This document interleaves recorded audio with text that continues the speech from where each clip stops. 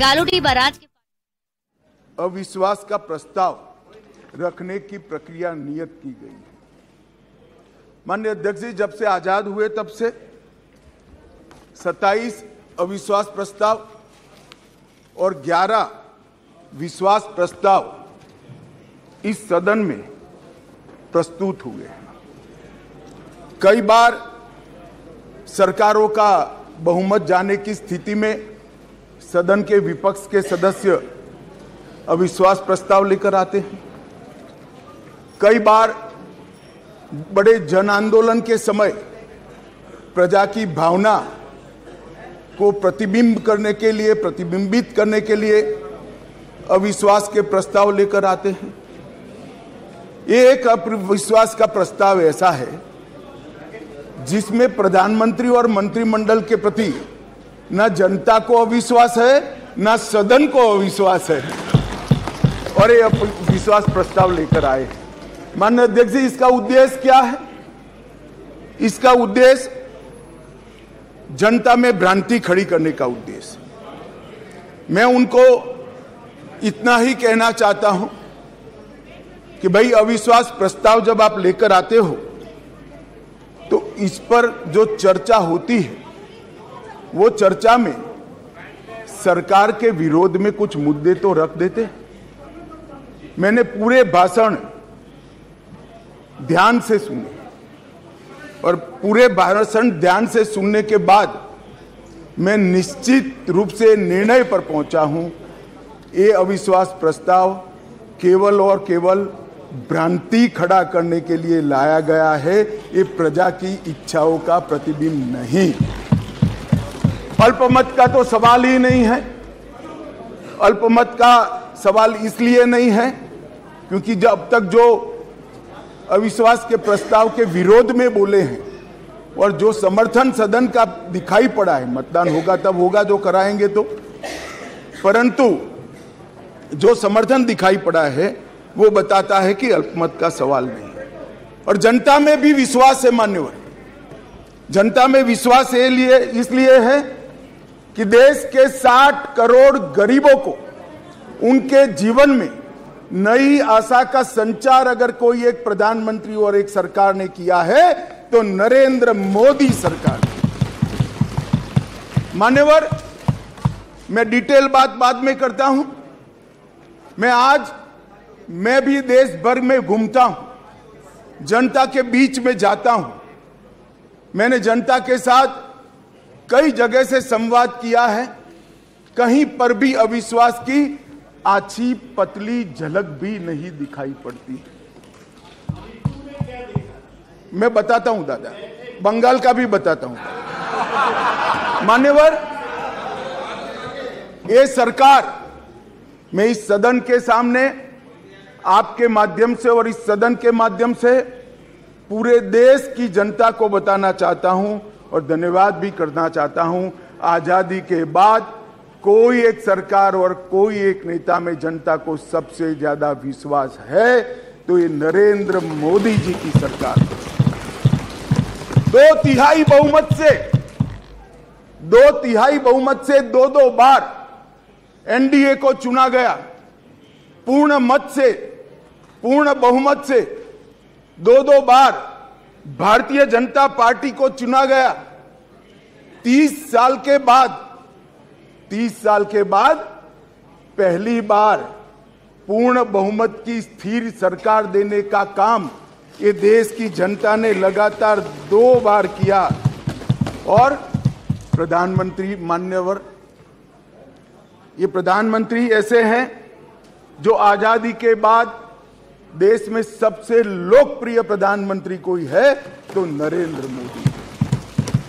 और ये मैं नहीं कहता, दुनिया भर के कई सर्वेक्षण कहते हैं आजादी के बाद सबसे ज्यादा एक भी छुट्टी लिए बगैर 24 घंटे में से 17 घंटे काम करने वाला कोई प्रधानमंत्री है तो नरेंद्र मोदी। मान्यवर, आजादी के बाद देश के हर राज्य में सबसे ज्यादा किलोमीटर और सबसे ज्यादा दिन प्रवास करने वाला कोई प्रधानमंत्री है तो नरेंद्र मोदी। मान्यवर, कोई सरकारें कई सालों तक चलती है, कई सालों तक चलती है। कांग्रेस पार्टी की सरकार 35 साल तक अक्षुण्ण रूप से चली, कई सालों तक चलते हैं। तब 2, 3, 4 निर्णय ऐसे होते हैं जिसको युगों तक याद किया जाता है। माननीय नरेंद्र मोदी सरकार 9 साल हुए, 9 साल में 50 से ज्यादा फैसले ऐसे हैं जो युगांतकारी फैसले हैं, जो इतिहास के अंदर स्वर्ण अक्षरों से मंडित। मान्यवर, आज 9 अगस्त का दिन है। 9 अगस्त के दिन महात्मा गांधी ने हमारे आजादी के आंदोलन के एक नए अध्याय की शुरुआत की थी। एक उन्होंने नारा दिया था, अंग्रेजों भारत छोड़ो, क्विट इंडिया का नारा दिया था। मोदी जी ने ये 9 साल के अंदर 2014 से 2023 में लगभग 9.5 साल में एक नए प्रकार का राजनीतिक युग का शुरुआत किया है।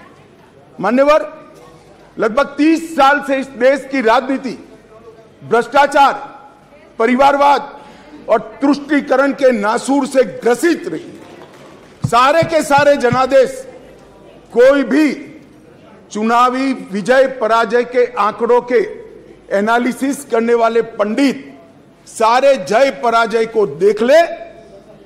मोदी जी के 2014 के विजय के पहले सारे जय पराजय या तो भ्रष्टाचार से प्रभावित थे, भ्रष्टाचार किया इसको हटाने के लिए आए, या तो परिवारवाद से प्रभावित थे, परिवारवाद के पीछे जातिवाद का एक अनवरत संतान भी होता है, और तुष्टीकरण से प्रभावित जनादेश थे। भारतीय लोकतंत्र को ये 3 नासुरों ने घेर लिया था।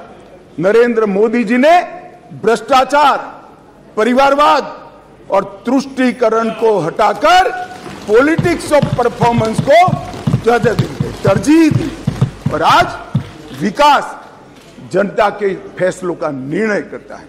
मगर फिर भी कहीं कहीं दूर तक भ्रष्टाचार भी बैठा है, बच गया है, परिवारवाद तो दिखाई ही पड़ता है, और तुष्टीकरण की राजनीति भी चलती है। इसलिए मोदी जी ने आज नारा दिया है, भ्रष्टाचार क्विट इंडिया, परिवारवाद क्विट इंडिया, तुष्टीकरण क्विट इंडिया। मान्यवर, अगर भ्रष्टाचार, परिवारवाद और तुष्टीकरण एक क्विट इंडिया अगर कर लेते हैं तो इस देश की राजनीति में मोदी जी ने 2014 से एक नए युग की शुरुआत करी है, विकास के युग की। वो हमारे स्वतंत्रता सेनानियों के कल्पना के भारत की निर्मित 2047 के बहुत साल पहले कर देगी, इसका मुझे पूरा विश्वास है। मान्यवर, अविश्वास का प्रस्ताव एक संवैधानिक प्रक्रिया है, हमें कोई आपत्ति नहीं। विपक्ष का उद्देश्य है कोई भी हो, विपक्ष का अधिकार है, अविश्वास का प्रस्ताव ले आते हैं। और मैं तो कई बार मानता हूं कि अविश्वास प्रस्ताव से पार्टियों के और गठबंधनों के चरित्र उजागर होते। कई बार अविश्वास प्रस्ताव आए, मैंने जैसे पहले कहा, मैं 3 अविश्वास प्रस्ताव का जिक्र करना जरूर चाहूंगा।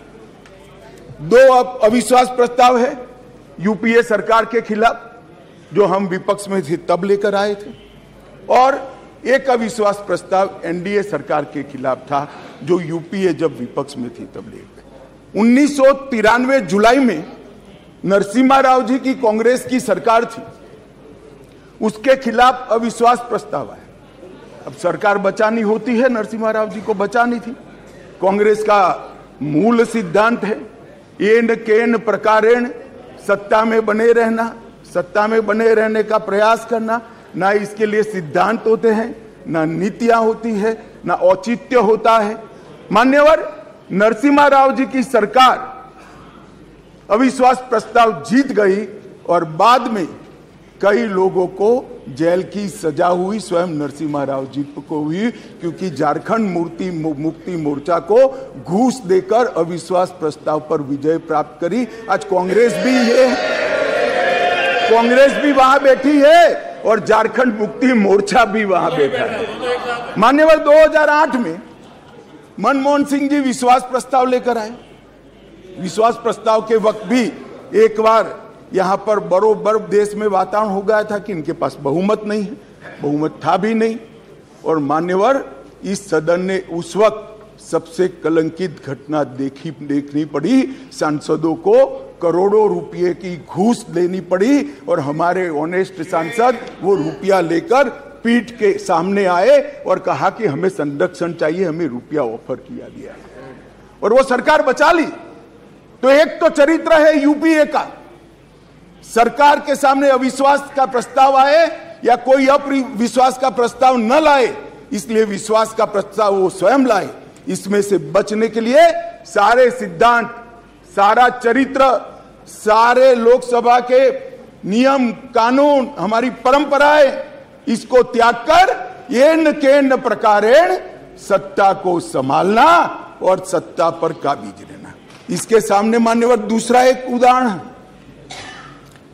1999 में अटल जी की सरकार थी और अविश्वास प्रस्ताव आया मान्यवर।